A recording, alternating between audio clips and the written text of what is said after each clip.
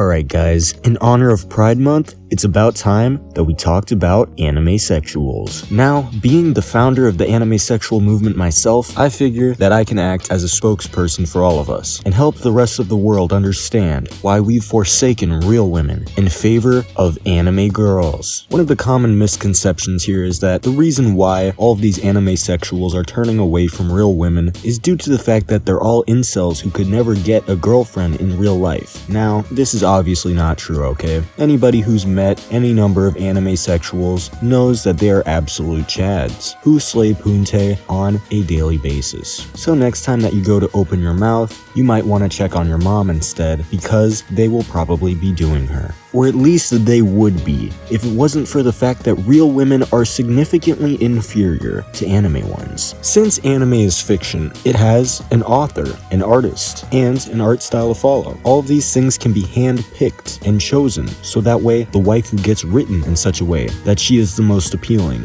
drawn in such a way that causes her to be the cutest. And the best part is that none of this has to actually follow reality. But what happens when the fiction is better than reality? Oftentimes, our works of art are based on the real world and seek to emulate it, whether it be in a realistic character that is just as flawed as we are, or in an artist attempting to paint the landscape as realistically as possible. But in anime, you can just throw that all out the window. If you want a 5-year-old GF with big titties, that is actually perfectly valid, as it should be.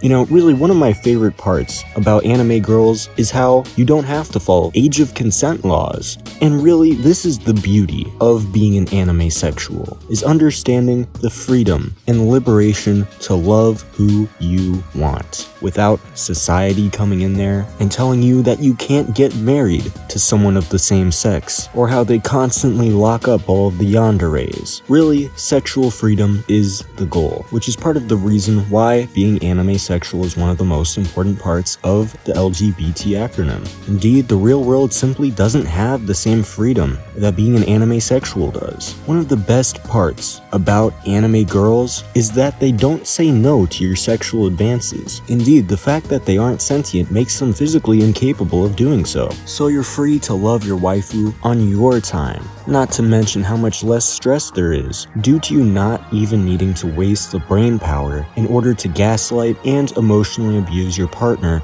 into having sex with you. But really, at the end of the day, animesexuals are some of the nicest people that you'll ever meet. So, next time that you see an animesexual out there in the wild who's about to be banned from a Discord server for attempting to get a real-life 14-year-old waifu, stick up for them. And remember that at the end of the day, we're all human beings. This video was surprisingly sponsored by SubtleMerch.com, the one-stop shop where you can get your minimalist anime merch at, as well as games and general pop culture. All of their clothes are high quality and drippy as hell. Plus, most of the merch is actually embroidered. And the best part of all is that it doesn't shout weeb, so you won't get kicked out of your local party for wearing a no game, no life shirt. They've got a wide selection of franchises on display, so chances are that you can find some serious drip for your fandom. So, click the link in the description or use code Animeniaks at checkout in order to get a discount off any purchase. It helps out the channel, and besides, what other companies would be willing to sponsor such a based video? So massive shout out to SubtleMerch.com. Make sure you send them love, guys. Goodbye.